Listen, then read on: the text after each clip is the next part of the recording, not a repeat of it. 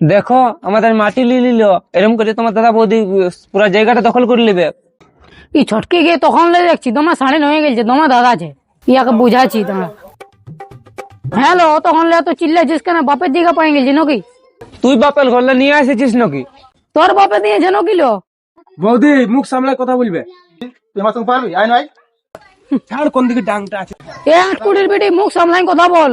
এই আমিন ডাকবি তারে। কি জন্য আমিন ডাকবি রে কুত্তার বাচ্চা? তোর প্রবলেম হচ্ছে, তুই নিয়ে আয় যা। দেখছো দেখছো তোমার দাদা কি করলো? হ্যাঁ স্যার। এখন তোর বাপটাকে ডাক, খাবার সময় তো শুধু খাবে। এই ভাগ্যর জমিটা বাপের গায়ে কেন হাত দিছি রে? এই মারি ভাই আমার মরদ দেখে মরাইলো গো, এই মারি ভাই মরাইলো আমার। এলো বাপ ভাতারি, তোর জন্য তো সব হয়েছিল। কই রে ভাই, আছে নাকি? এই মারি ভাই আবার দিয়ে খবর তো যাবি না এখন। কত আছে মারলে?